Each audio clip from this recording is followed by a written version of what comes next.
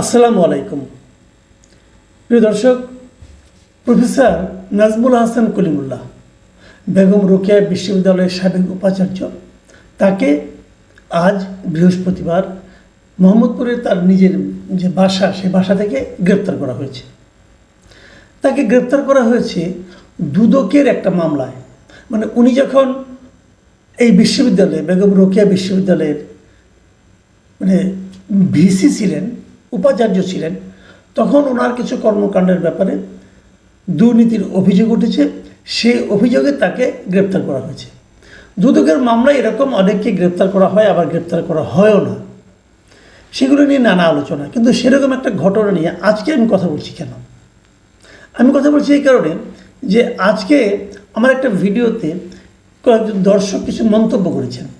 সেই মন্তব্যগুলো আগে আপনাদের একটু আমি পড়ে শোনাই। এই মন্তব্যটা করা হয়েছে আমার অন্য মঞ্চ নামে যে আরেকটা ভিডিও চ্যানেল আছে, যেখানে আমি বিভিন্ন জনের ইন্টারভিউ প্রচার করি।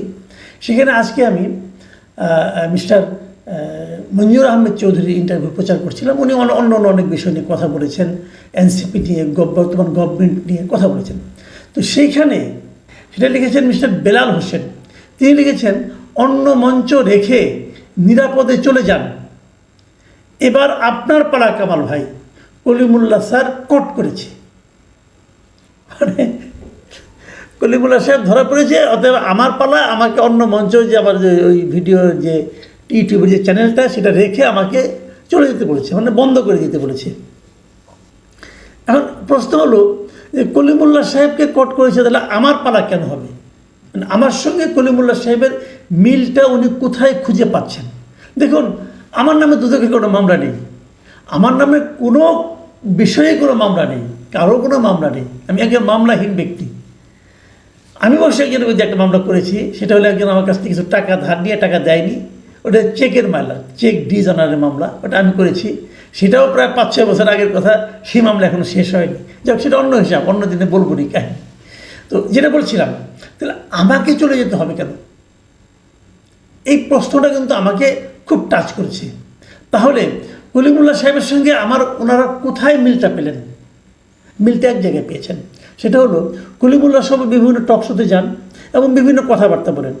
আমিও বিভিন্ন টকশোতে যাই, আমিও কথাবার্তা বলি। কলিমুল্লাহ সাহেব আমার চেয়ে বেশি যান, দেশে বিদেশে। ওনার প্রচুর মানে ওনার ভক্ত টাইপের লোক আছে, জানি ওনার কথা শোনেন। এবং ওনার কথার মধ্যে অনেক সময় মানে উনি এমন কিছু কথাবার্তা বলেন যেটাকে অনেকে আক্রমণাত্মক মনে করতে পারে, অনেকে গুজবও মনে করতে পারে।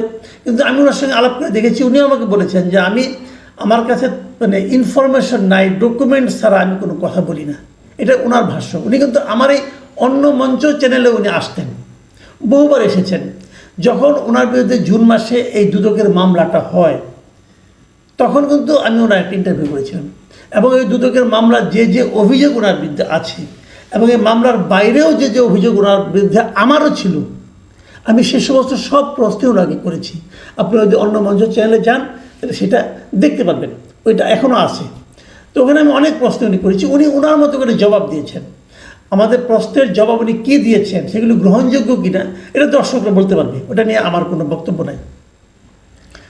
কাজে উনি আমার চ্যানেলে বেশ অনেকবার এসেছেন, প্রায় 10-15 দিন পর পরে একবার করে আসতেন। ওনাগুলি প্রচার করতাম, আমি দেখতাম দর্শকরা ওনাকে বেশ পছন্দও করেন। এখন কেন পছন্দ করেন তা তো আমি বলতে পারবো না। হয়তো দর্শক যেভাবে ভাবেন, সে ভাবনার সঙ্গে ওনার বক্তব্য মিলে যায়, হয়তো এই জন্যও করেন, সেটাও হতে পারে। ওটা নিয়ে আমার কোনো বক্তব্য নেই। আবার দেখেন, আরেকটা কথা বলি। এই ঘটনার প্রেক্ষিতে আরেকজন লোক, উনি একজন সাংবাদিক, উনি আপনার এনটিভির একজন মানে বার্তা সম্পাদক, মিস্টার মুস্তফা খন্দকার। উনি একটা কমেন্ট করেছেন, ওনার ফেসবুকে একটা স্ট্যাটাস দিয়েছেন, পোস্ট দিয়েছেন। সেখানে উনি লিখেছেন, গুজবের ফ্যাক্টরি কলিমুল্লাহকে গ্রেফতার করায় আইন শৃঙ্খলা বাহিনীকে সাধুবাদ। মানে উনি কলিমুল্লাহ সাহেবকে গুজবের ফ্যাক্টরি হিসেবে অভিহিত করেছেন।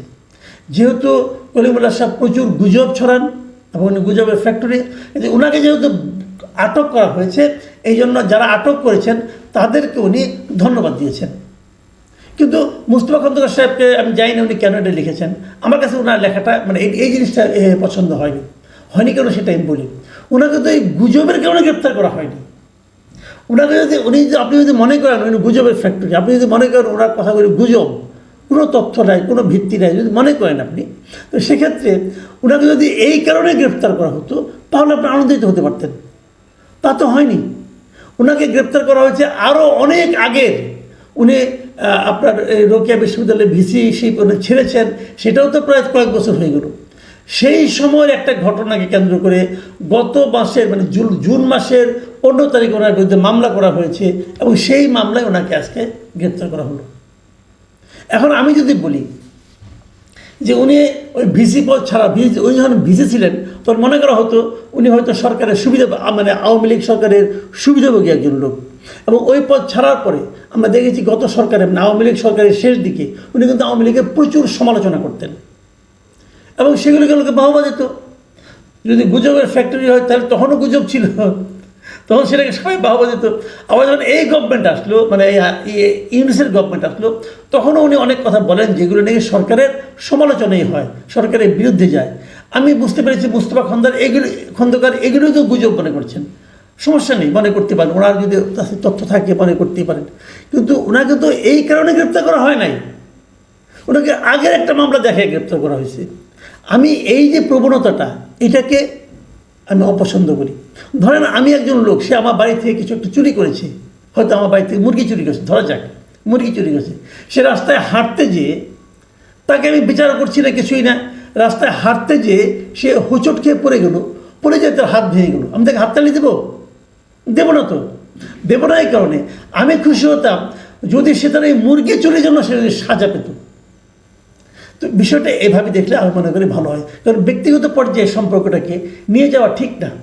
যা হোক, ওনাকে গ্রেপ্তার করা হয়েছে। দুদকের মামলায় কি এটি প্রথম গ্রেপ্তার হলো কেউ? না, তাও না। দুদকের মামলায় অনেকে গ্রেপ্তার হন। যারা প্রকৃত অপরাধী, যাদের বিরুদ্ধে বড় বড় অপরাধ, সবাইকে গ্রেপ্তার হন না? তাও হন না, সেটাও হন না। আচ্ছা, দুদকের মামলায় তো কয়েকদিন আগে তো আপনার এই যে আসিফ মাহমুদ সজীব ভুঁইয়ার এপিএসের বিরুদ্ধে তো অনেক টাকার দুদকের মামলা হয়েছে, প্রায় 300 কোটি টাকার মতো তার বিরুদ্ধে তসরুপ অভিযোগ হয়েছে। গ্রেপ্তার হয়েছেন মোয়াজ্জেম? গ্রেপ্তার হয়েছেন নাকি? হন নাই তো। আবার স্বাস্থ্য মন্ত্রণালয়ের তার যে ব্যক্তিগত কর্মকর্তা পিও মোহাম্মদ তুহিন ফারাবি এবং বর্তমান যে পিও আছে মাহমুদুল হাসান, এদের বিরুদ্ধে তো দুদকের মামলা হয়েছে। গ্রেপ্তার হয়েছে কেউ? হয়নি তো। তাদের দুর্নীতির মামলার অর্থের পরিমাণ কত? সত্য হতে পারে, মিথ্যা হতে পারে, অভিযোগ হতে পারে, সবই হতে পারে ভাই, কিন্তু ঘটনা তো ঘটেছে। এইটাও তো কলিমুল্লাহ সাহেবের ঘটনা তো সত্য মিথ্যা অনেক কিছু হতে পারে। দেখা যাক মামলায় কী হয়। কাজে এই মামলা হলেই সবাই গ্রেপ্তার হয় তা না। এইখানে হলো আতঙ্কের বিষয়টা, যে দুদককে কি তাহলে রাজনৈতিক মানে হাতিয়ার হিসেবে ব্যবহার করা হচ্ছে, যেটাকে আগের গভর্নমেন্ট করতো। আগের গভর্নমেন্ট দেখতো যারা তার বিরোধী, যারা তার সমালোচনা করে, তাদের ধরে ধরে গ্রেপ্তার করতো দুদকের মাধ্যমে পুরনো একটা মামলা দেওয়া। এই সরকারও কি সেই পথে হাঁটছে? যদি সেটা হয়